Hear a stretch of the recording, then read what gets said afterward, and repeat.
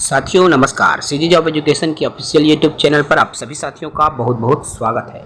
युक्तियुक्तकरण के नियमों में विसंगति को लेकर सौंपा गया ज्ञापन।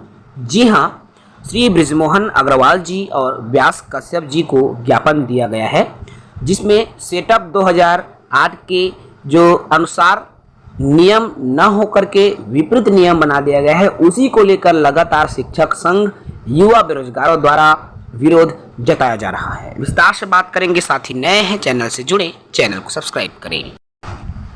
आपको यहाँ स्क्रीन पर दिख रहा है व्यास कश्यप जी को ज्ञापन दिया गया। उसके बाद व्यास कश्यप जी ने अपने अकाउंट में ये पोस्ट किया है।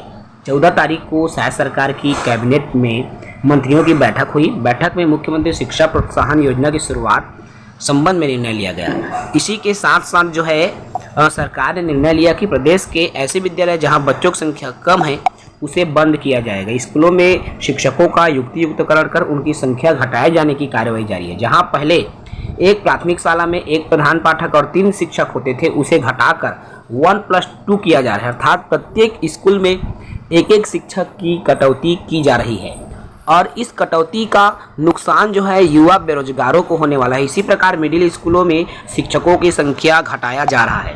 एक अनुमान के मुताबिक जो है प्रदेश में लगभग 4000 स्कूल पूरी तरह से बंद हो जाएंगे और लगभग 45,000 शिक्षकों के पद भी समाप्त हो जाएंगे।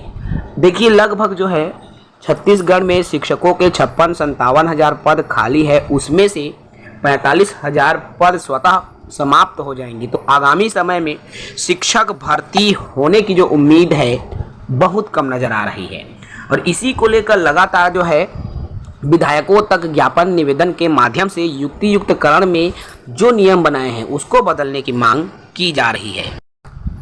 इसी तरह एक और विधायक हैं एमएलए जी यशोदा नीलांबर वर्मा जी ने भी जो है स्पष्ट तौर पर लिखा है कि कैबिनेट 14 मई को जो छत्तीसगढ़ कैबिनेट की बैठक हुई, जिसमें से एक महत्वपूर्ण योजना शिक्षा प्रोत्साहन योजना, वही चीज़ें वही बात का जिक्र किया गया है और स्कूल सेटअप की ही बात की गई है। प्रत्येक स्कूलों में जो सेटअप है 1+3 हुआ करता था, उसको 1+2 किया जा रहा है। अर्थात एक पद स्वतः ही जो है स्कूल से पद समाप्त किया जा रहा है प्रत्येक स्कूल से। ऐसे में जो है लगभग 45,000 पद रिक्त हो जाएंगे। तो यही चीज़ें हैं जो कि आगामी समय में न तो शिक्षकों के हित के लिए उचित नज़र आता है और न ही युवाओं के हित के लिए उचित नज़र आता है, क्योंकि ऐसा अगर नियम बनाया गया है तो कहीं न कहीं आगामी समय में जो पद है वो पूर्णतः समाप्त हो जाएगा। नई भर्ती की उम्मीद अब बिल्कुल नहीं के बराबर हो जाएगी, क्योंकि जिस तरह से बातें कही जा रही है।